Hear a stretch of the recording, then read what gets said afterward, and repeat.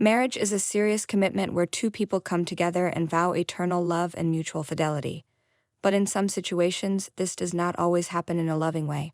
In certain moments, everything can end unexpectedly, even at the altar and often without imagining the consequences. In this story, we will discuss a case where this happened.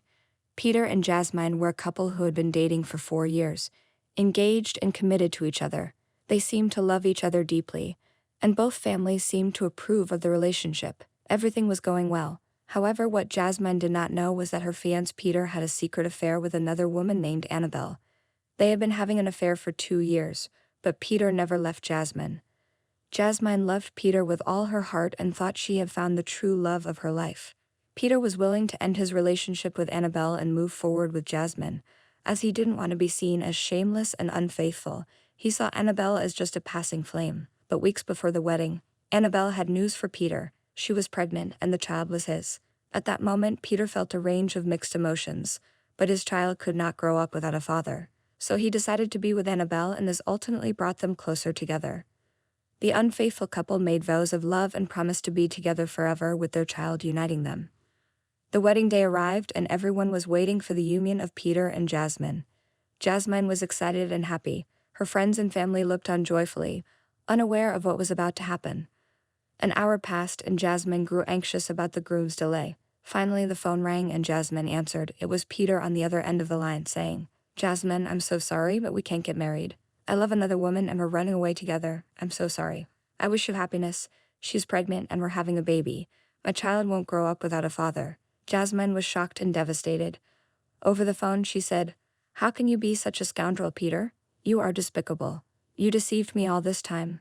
And Peter, nervous, replied, "I'm so sorry, Jasmine. I didn't want it to be like this. I was in a hidden relationship with Annabelle, but I never left you. I had confused feelings, but now I found out I love Annabelle and I'll live with her and my child. Forgive me. I wish you happiness and hope you find another man who truly loves you. It wouldn't be fair to keep deceiving you and myself. I'm sorry, Jasmine." In tears, Jasmine said, "I did everything for you and this is how you repay me. Okay, I'll just tell you one thing. In this life, everything is paid back, and one day life will charge you for what you did to me. This isn't a curse, it's fate." And Jasmine hung up on Peter with a sad and disappointed expression. She told the guests, "To everyone here, it is with great sadness that I announce there will be no wedding. The groom broke up with me over the phone and ran off with his pregnant lover. Peter is a disgrace and a shameless man. He deceived me and made me look like a fool. I'm so sorry, everyone. You're free to go. If you want to take your gifts back, that's fine." At that moment, everyone looked at Jasmine with pity as she was heartbroken and devastated. Peter's family apologized for what happened, saying they didn't raise him like that and never intended for Jasmine to suffer. Jasmine saw that her fiancé's family was not at fault and said goodbye to them. Still wearing her wedding dress, she left the venue supported by her own family. Jasmine suffered a great deal, and her parents and siblings supported her through it all. Her friends also stood by her side. Meanwhile, on the other side of town at an airport, Peter and Annabelle boarded a plane and moved to another state to escape the disapproving and indignant glances they would face from people. Annabelle and Peter lived their lives and were now a family. Jasmine cried and was utterly devastated by the wedding that never happened. She became increasingly depressed and sad. 3 years later, after several psychiatric treatments and with the help of her family and friends, Jasmine bounced back. She started running, going to the gym, studying, and working at a company. One day at her new job, she met a man named Nick, a young, elegant, handsome, and refined man from a wealthy family who owned the company. Despite his wealth and high social position, he was very humble and honorable. Jasmine was Nick's secretary, and he treated her very well. He never used his power to humiliate or abuse his employees and subordinates, always treating everyone with equality and justice. Jasmine didn't hide her middle-class background as she was proud of her roots. Over time, Nick developed feelings for Jasmine, and he seemed to like her very much. So one day, with all his courage, Nick asked Jasmine, "Hello, Jasmine. Would you like to go out with me, maybe hang out one of these days?" Jasmine was moved and honored by his request. Out of respect, he never used his power to humiliate or abuse his employees and subordinates, always treating everyone with equality and justice. Jasmine didn't hide her middle-class background as she was proud of her roots. Over time, Nick developed feelings for Jasmine, and he seemed to like her very much. So one day, with all his courage, Nick asked Jasmine, "Hello, Jasmine. Would you like to go out with me, maybe hang out one of these days?" Jasmine was moved and honored by his request.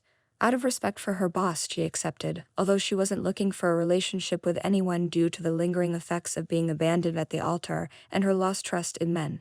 She preferred living a single life. Nick noticed her indifference and tried not to pressure her, respecting her feelings. However, her indifference only fueled his determination. He wouldn't give up on her, and the friendship grew. Nick became more in love and determined to win Jasmine's heart, so he organized a dinner at his house and invited her. Nick then confessed his feelings, saying, "Jasmine, I've been in love with you since the first time I saw you. I can't get you out of my head. Will you be my girlfriend?" Jasmine was touched and deeply moved by Nick's request. But she hesitated, trembling and surprised, saying, "I'm very honored, Nick, but you come from a high position and I'm from a simple, humble family. I have no titles and wasn't born with a silver spoon like you. Are you sure about this?" With a smile on his face, Nick replied, "Jasmine, my parents were middle class like you and they fought hard to get where they are. They taught me many principles. Thanks to them, I am the incredible person I am today, and I owe them for the good upbringing they provided. I love you and I want to make you happy." Jasmine, who had been nurturing feelings for Nick for some time, decided to give herself a chance and accepted Nick's proposal. Nick and his family seemed to like Jasmine, and she got along very well with his siblings and parents. In parallel, Peter was living his fairy tale with Annabelle and their child in another state, missing his family and at the same time fearing their reaction if he returned to his home state. 2 years passed, and one day at Nick's house in front of his parents and siblings, Nick knelt before Jasmine and showed her a wedding ring, saying, "Jasmine, will you marry me, be my wife and the lady of my life?" Upon seeing the wedding ring, Jasmine felt a mix of sadness and joy in her mind. Seeing Jasmine's reaction, Nick asked, "What's wrong, my love? Did I make a mistake? Tell me what's wrong, and I'll fix it right away." Jasmine, moved, said, "No, Nick, you didn't do anything wrong." But seeing this ring brought back memories. Nick's mother asked, "What happened, my dear? Explain it to us. Whatever it is, we'll help." Nick added, "Tell us, my love, we're here to listen. Whatever it is, we'll understand." So Jasmine told her entire story about her wedding, where she was abandoned at the altar, her unfaithful fiancé who ran away with his pregnant mistress, and all her suffering. Nick and his family were moved by Jasmine's story and felt very sorry for her. Nick then opened up to Jasmine and said, "My love, I know how you feel. I've been through that too, and I know what it's like." Surprised, Jasmine said, "What do you mean, Nick? Someone in your position and with your status who has everything couldn't possibly go through that. My God, the world is so small." Nick emotionally replied, "I was about to get married 3 years before I met you. My future wife left me at the altar and ran away with an ex-boyfriend. Everything you suffered, I also suffered. I had depression, cried a lot, and even lost the meaning of my own life. But thanks to my family, I recovered, and now I'm here.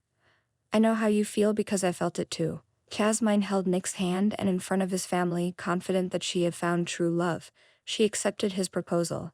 After 6 months of preparation for the big occasion, Nick was at the altar. It was a man named Blake. Nervously, Annabelle said, "I can't believe it. How did you find me, and what are you doing here, you idiot?" Also nervous, Blake replied, "It doesn't matter how I found you. Where's our son?" "I want to see our son." Screaming, Annabelle said, "Get out of here, leave now." However, Blake grabbed Annabelle and said, "It doesn't matter. I want both of you, you and our son. I love you both." Blake hugged Annabelle and kissed her on the mouth. At that moment, Peter arrived and saw the scene, saying, "Annabelle, what are you doing with this guy? I want an explanation." At that moment, Blake sarcastically said to Annabelle and Peter, "You traded me for this guy? A guy who left his fiancée at the altar and is raising another man's child. What an idiot are you?" Angry, Peter tried to confront Blake, but Annabelle tried to calm them down. Mockingly and sarcastically, Blake said to Peter, "That boy you're raising isn't your son. I'm the real father of this child." Surprised, Peter said, "Annabelle, tell me this is a lie." Nervous and stuttering, Annabelle didn't know what to say. Blake continued, "In fact, this woman was with you only to get money from you all these years. You can do a DNA test. She didn't tell me about the pregnancy, and I found out through a friend. She was with both of us, but the real father is me." At that moment, Peter's world collapsed, and everything he believed in turned out to be a huge lie. In tears, Peter said, "How could you do this, Annabelle? I left my future wife at the altar to be with you. I fled to another state, left everything for you, and this is how you repay me?"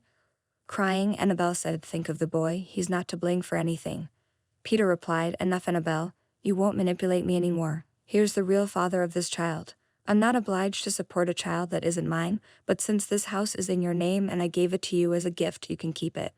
But my financial help is over. I regret leaving a wonderful woman like Jasmine for someone like you. I'm going back to my home state to find Jasmine and ask for forgiveness. Your manipulation game is over, Annabelle. I never want to see you again. Get out of my life." Peter went to the bedroom, packed his bags, and left the house. He said goodbye to the boy, acknowledging that the child was innocent. Annabelle and Blake were left there. Blake tried to hug Annabelle, but she rejected him, frustrated that her scheme had been discovered. Peter traveled by plane again, returning to his home state, and saw the consequences of his actions. His friends turned their backs, his family rejected him, and all that rejection left him sad. Sobbing, he begged people to tell him about Jasmine, but nobody would talk. He went to Jasmine's family to apologize, but they ruthlessly kicked him out. Only one friend gave him Jasmine's address, warning him he wouldn't like what he'd see, and Peter went to visit her to ask for her forgiveness and try to win Jasmine back. Arriving at the place, Peter saw that it was a mansion. Jasmine was caressing her 7-month pregnant belly. Peter knocked on the door and Jasmine answered surprised and said, "Peter, it's been a while, huh? I haven't seen you since you left me at the altar and ran away with your pregnant mistress." In tears and on his knees, Peter said, "Jasmine, my love, I came to ask for your forgiveness and a new chance to start over." But Peter noticed Jasmine's belly and said, "You're pregnant, Jasmine." Gently and kindly, Jasmine replied, "Yes, I'm 7 months pregnant. I'm going to be a mother." Seeing this scene, Peter felt sad and completely devastated.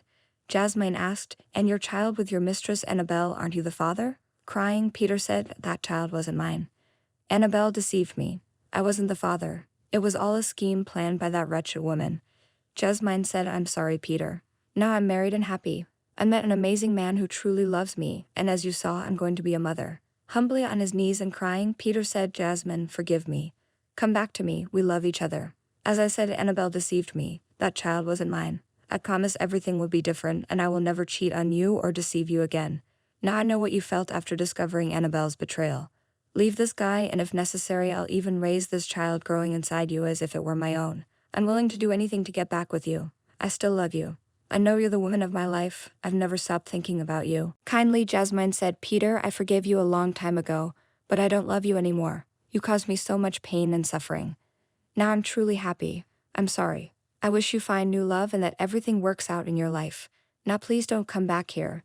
My husband might not like my ex-fiance bothering us at our doorstep. Goodbye, Peter. I wish you all the best and may God help you." Jasmine slowly closed the door and went inside her house. At Jasmine's doorstep, Peter cried inconsolably, utterly sad and devastated. He remembered Jasmine's words on the day of his escape with Annabelle, felt immense remorse, and saw that life had charged him for everything he had done to Jasmine. After completing her pregnancy, Jasmine gave birth to a boy, which made Mick and Jasmine happy. Everyone was happy. Meanwhile, Peter had to suffer the consequences of his choice. No one wanted to be involved with him, his family wanted nothing to do with him, and his friends cut ties. Peter found himself abandoned and alone, so he went to the nearest bus station and moved to another city, missing Jasmine every day and keeping a photo of Jasmine from their engagement days as a memento. Moral of the story: never trade true love for someone who might betray and deceive you. The person who truly loves you may no longer be yours, leaving only remorse and sadness behind. When they say love endures all things, it refers to difficulties, suffering, and trials, not betrayal and infidelity. I hope you enjoyed this story, my friends. Watch other stories on our channel appearing on your screen. Don't forget to subscribe and leave a like. Until the next video.